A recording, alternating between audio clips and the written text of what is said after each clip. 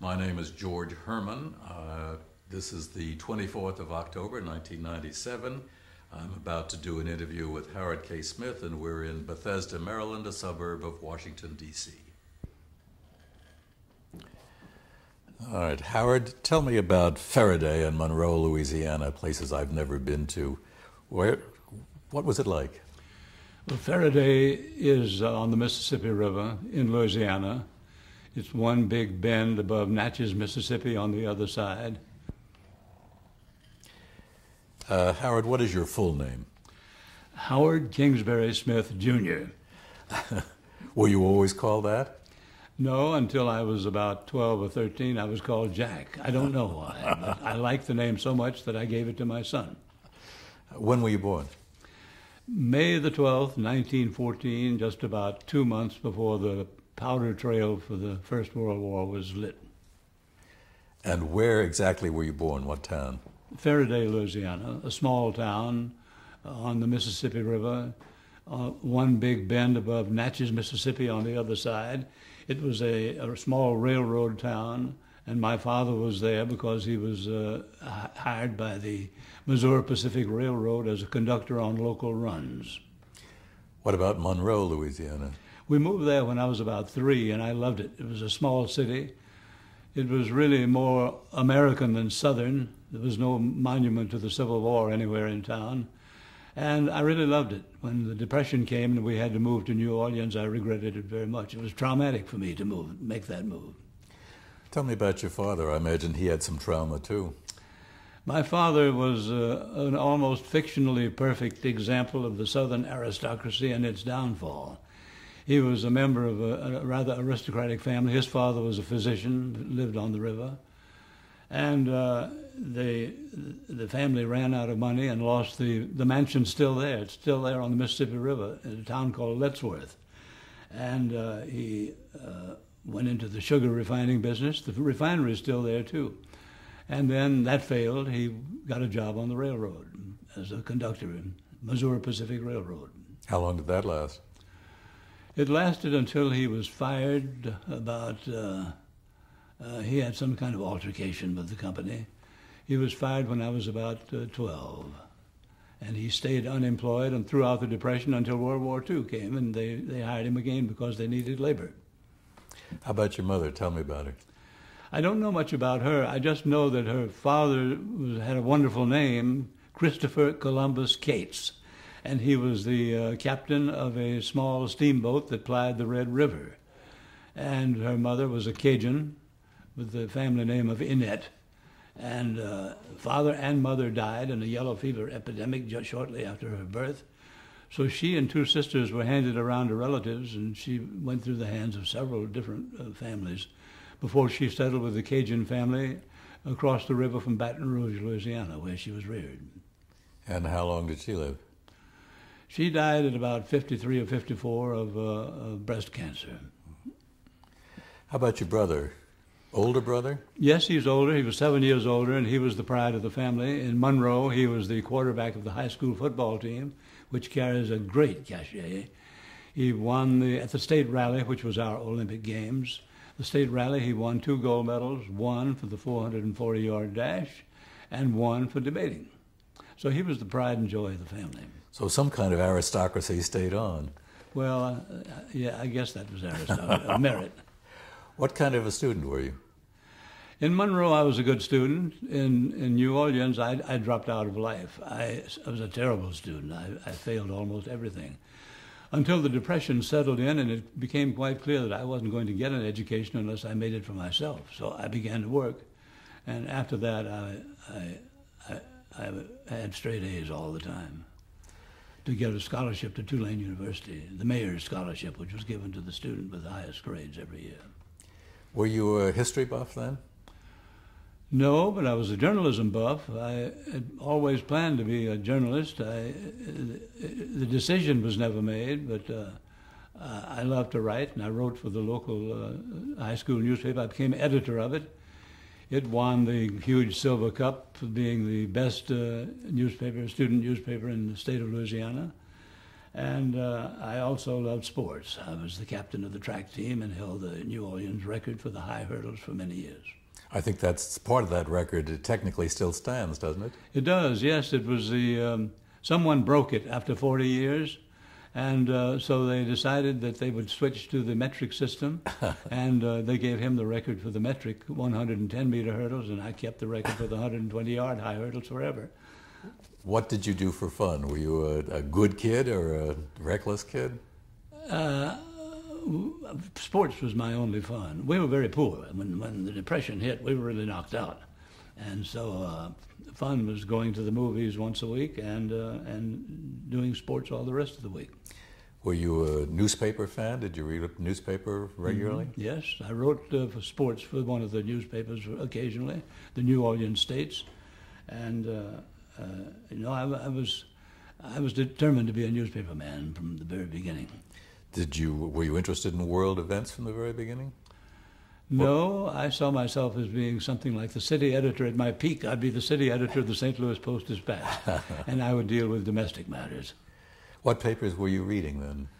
The New Orleans Times-Picayune was the #1 paper in New Orleans. The paper I eventually got a job with was the New Orleans Item. Those are the two main papers. Did you have any favorite columnists that you looked for?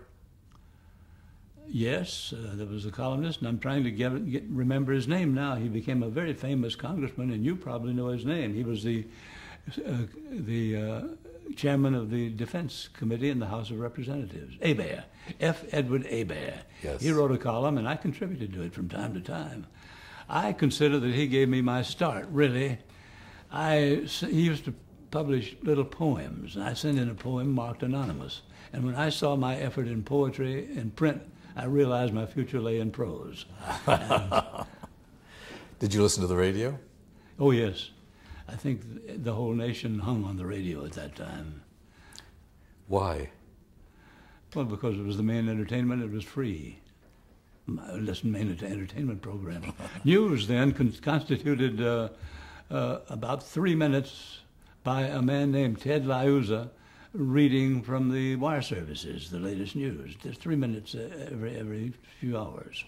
There wasn't any news. There were no news departments. Did you go to the movies at all? Could you afford movies? Yes. Mm-hmm. What did you like? Do you remember? Well, I think I liked them all. I was very Catholic about it. They were all diverting from the Depression. I'm a child of the Depression. It really left an impression on me in every respect. Did the Depression damage your family in a sense? Make it at all dysfunctional or anything of that sort? It was dysfunctional before that. My mother and father didn't get along together.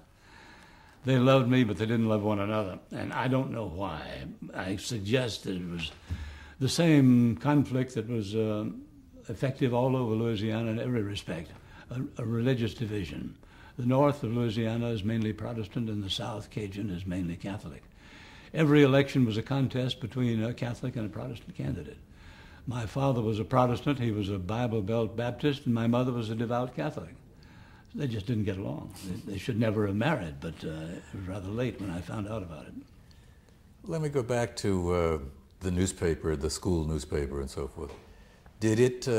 Was that a good training ground for serious journalism? I think it was, yes. We had a wonderful advisor, a man named Joe Abraham, who taught us really, I guess most of the stuff I know about newspapers I learned from him, editing that paper.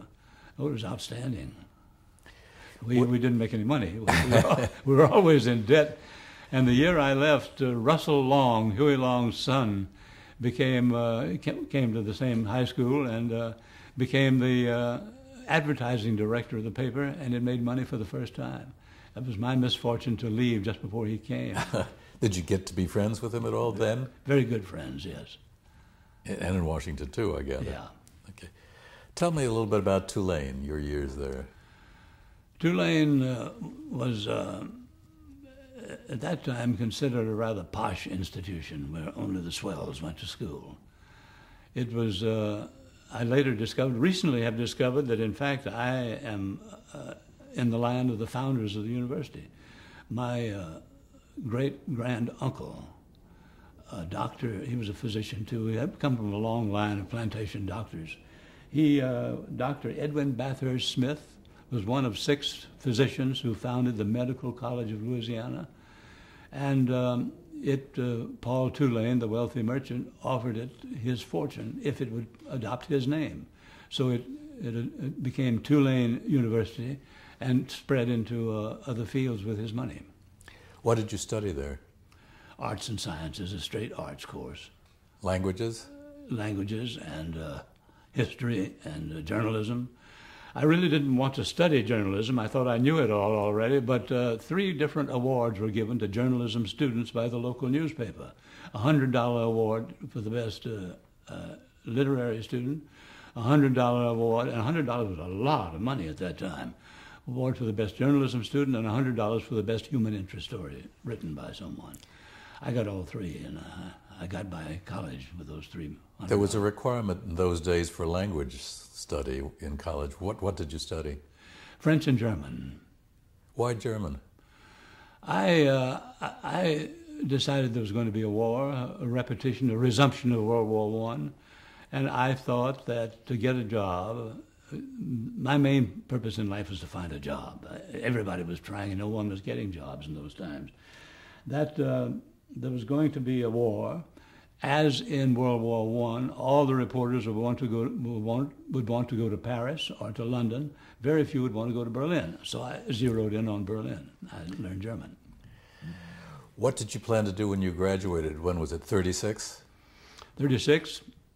The Daily Oklahoman had expressed an interest in hiring 2 Tulane students. And the first student was hired. Then when I was ready, they sent me word that they couldn't afford to hire any more, so I didn't get it. I applied to the St. Louis Post-Dispatch. I applied to all the newspapers available. All of them turned me down. So I was, my first year out of Tulane, I had nothing to do.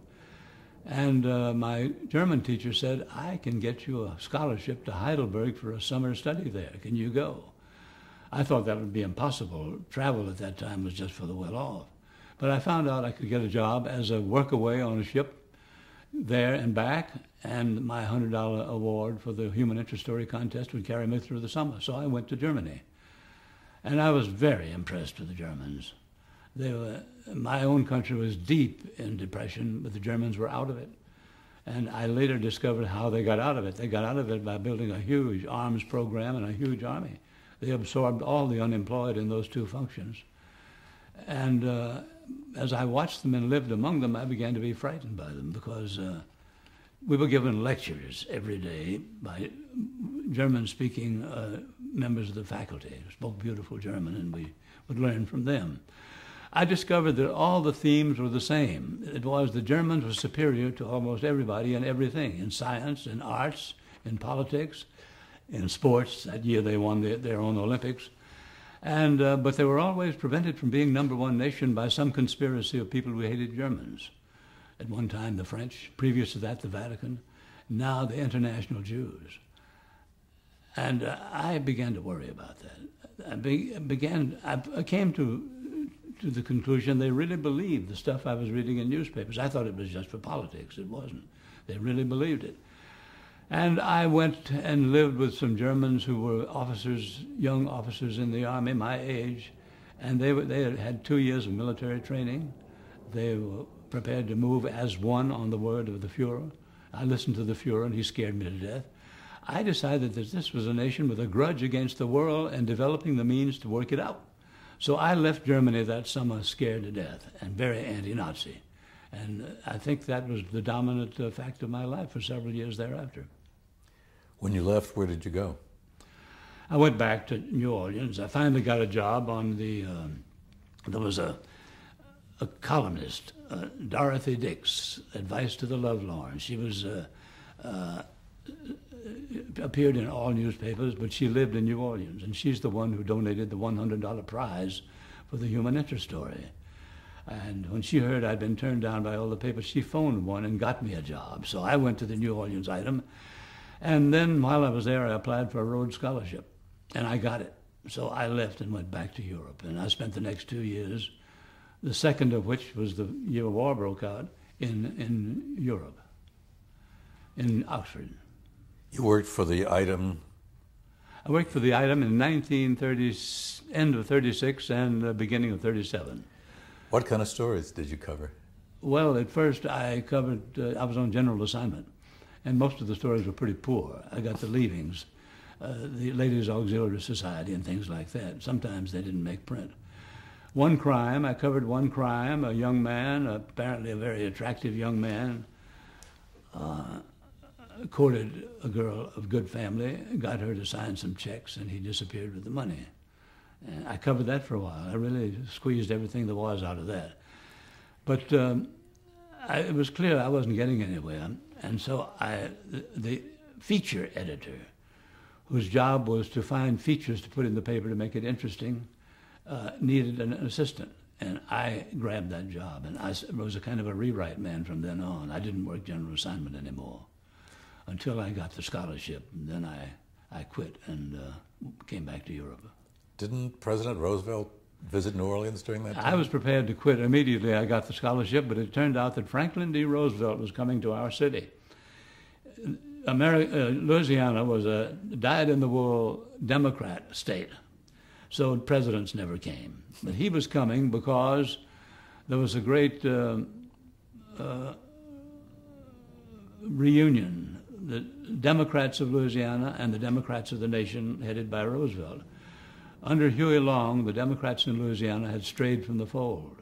Long was very much against Roosevelt. He was determined to run against him and subtract enough votes to give the election to the Republicans.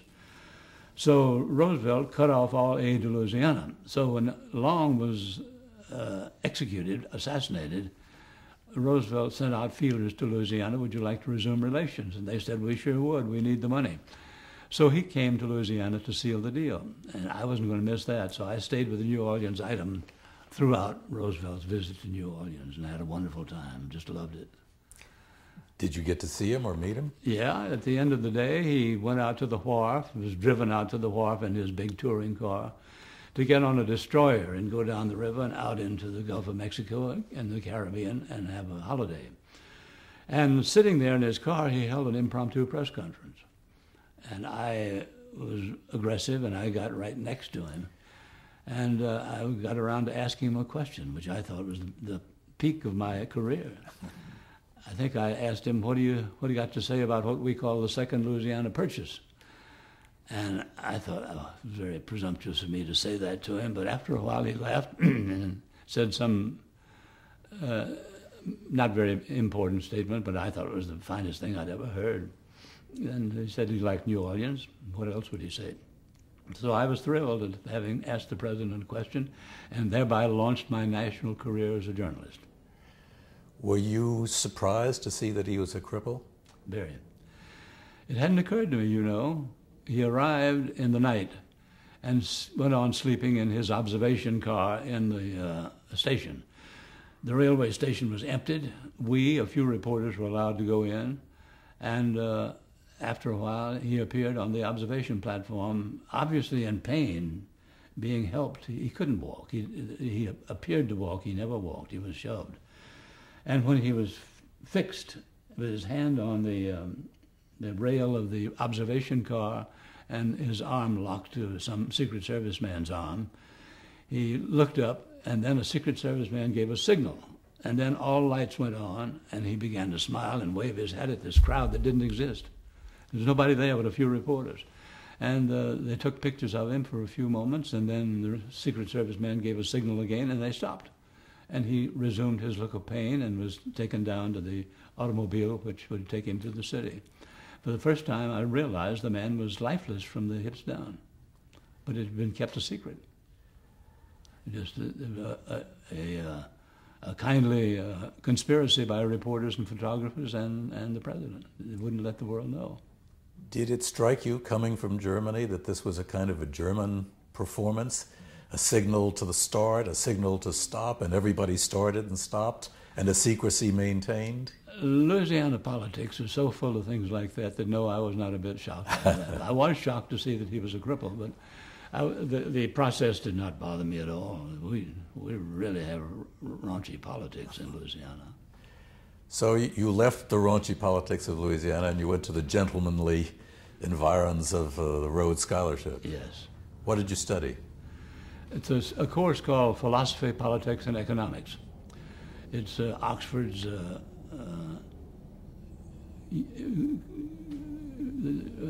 attempt to come into the modern age. It's not a very good course. It wasn't very well integrated. But I didn't study anyhow. I was so concerned about appeasement and Hitler that I devoted my whole life to politics. The Labor Party became the biggest institution in Oxford. I joined it and made speeches and soon was named the head of it, elected the head of it. So I ran the Labor Party, and fighting appeasement was my sole purpose in life. For 2 years, I did very little study. Did you do any traveling into Germany during that time? You know, you have every year you have a total of 6 months in Oxford and 6 months free to go anywhere. So I went to Germany quite often to keep in touch. I was sure there was going to be a war, and I wanted to be in touch and know what was going on. So I went very often. How did you do it? How did you stay? And whom did you see? And what did you do in Germany? I had quite a few friends, medical students in Kiel up north. I went and stayed with them for a while. I went with one hitchhiking to Copenhagen, and on the way back I was arrested by the Gestapo and locked up. And I didn't know why, but it turned out that I couldn't read Danish, so I bought German newspapers in Denmark, and all the German newspapers were anti-Nazi newspapers, and I had them in my pocket. So they locked me up and kept me there about 3 days, and finally I had been to see the head of the United Press, who was from New Orleans. The head of the United Press in Berlin was Frederick Erxner. And I had his card in my passport. And when the chief of the Gestapo saw that card, he was furious that they had arrested me at all. And he let me go. Why did you go see Erxner? A job. I wanted a job. I wanted a front seat for this coming catastrophe that was building up. And I virtually got his assurance I would get one. You didn't think that it might be dangerous for an American to be in Germany during this crisis? I wouldn't have missed it for anything on earth. I don't know whether it was dangerous or not. The thought didn't occur to me.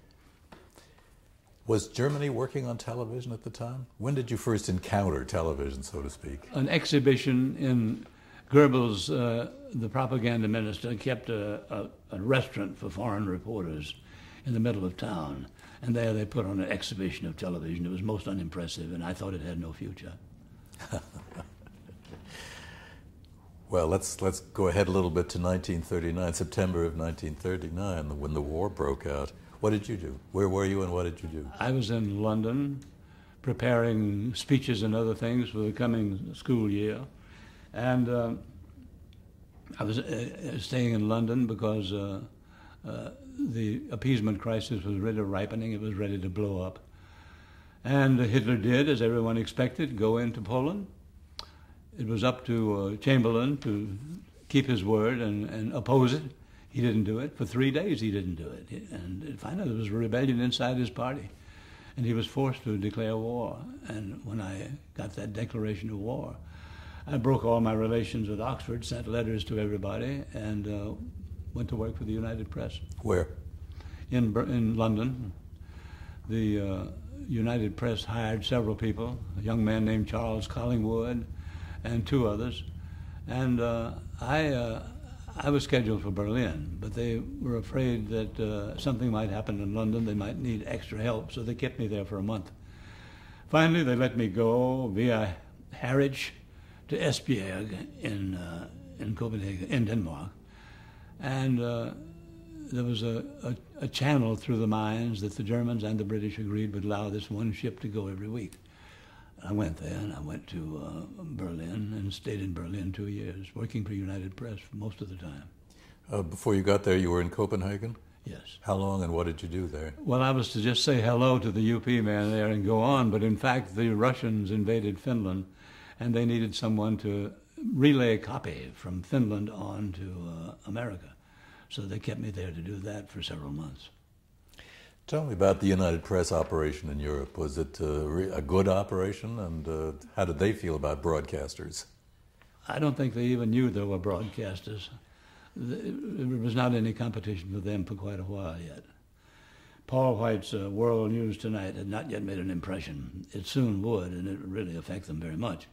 It was good, very good. The reporters were all very good. No one was paid very much. They lived by the turnover.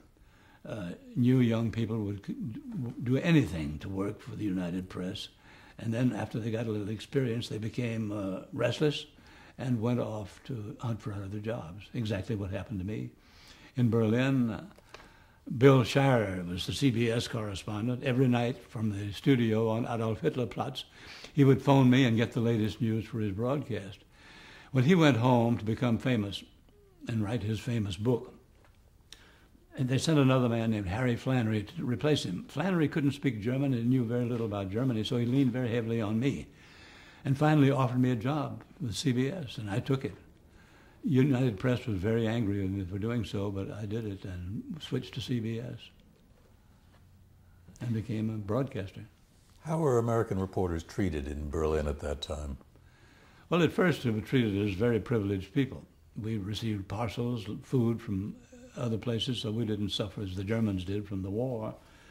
And then, though, when Roosevelt began to move the American protection line across all the way across the Atlantic, almost to Britain, so that we would help the British cargo ships go right on through to England, they treated us very badly, especially when the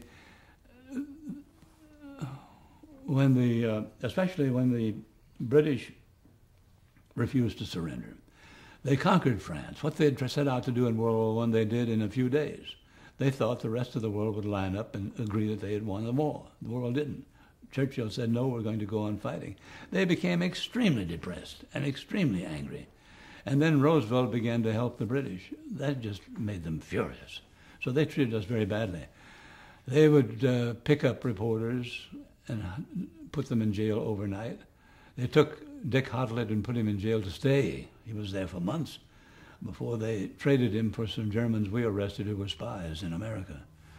And let's stop right here and change reels.